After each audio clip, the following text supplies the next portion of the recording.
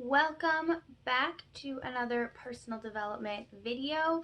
Sorry if you can hear background noises. There's birds outside, there's a cat in the window, there's an AC right behind the door, or a fan right behind the door, and AC not far away. So sorry if you can hear anything.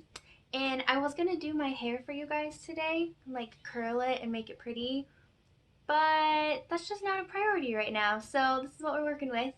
Um, Today is number 18 of the personal development series. And I'm looking for my notes because I wrote this all out last night. I'm all planned. Oh, it was just one page away from where I was, not 10. I could calm down. Oh, here comes the other cat. There might be more noises. It's going to be great. So, today, I just want to talk a little bit, I guess, on my thoughts of regrets. So I don't even know how this conversation started, but I was at work and one of the guys there, who's a little bit older, maybe in his like late 40s, early 50s, was talking about like keeping the knowledge that he has now, but like living his life again, like being young again. I don't know how the subject came up, but that's what happened. I asked him like if he would change anything. I don't know why, I guess. I don't know. It was a couple weeks ago. And this is just, I asked him if he would change anything. And he was like, not really. And he's like, well, there are some things, because there are some things, like, there's some things that he regrets. And so there's some things that he would do differently. And then he made just kind of a comment about like I'm like too young to have regrets.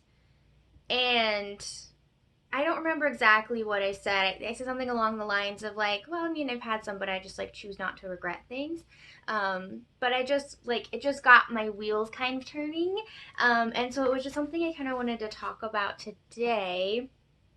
I maybe I'm being young and naive, but um, I see regret as a choice.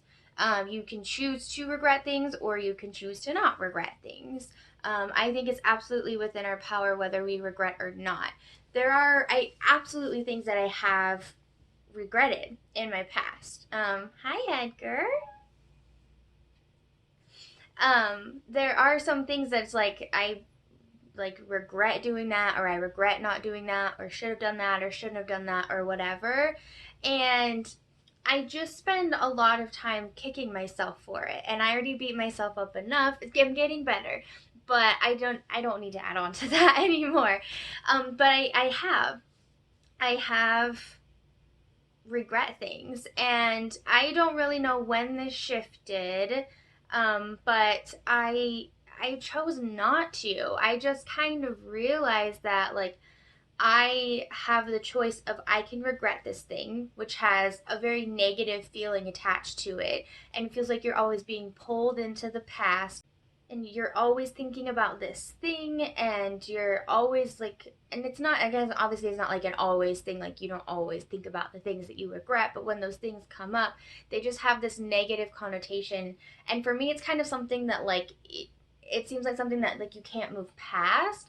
Like when you're regretting things, you can't move past that thing. You're always stuck on that thing and in the time when whenever that thing happened. At some point I realized that I have two choices. I can continue to regret things and be stuck in the past and have these negative feelings and always just kind of be drawn backwards and back to what I did or didn't do.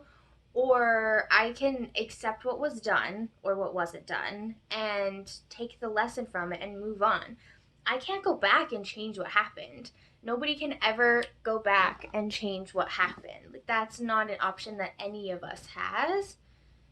And the best option, the only option that I see to continue to move forward in your life is to accept it and move forward. Be like, yes, I did this. Yes, I didn't do that. That's how it was. That's what I have to look back on in my past. These things that I did and I didn't do, and then I wouldn't make the same choice again. But if you stay there,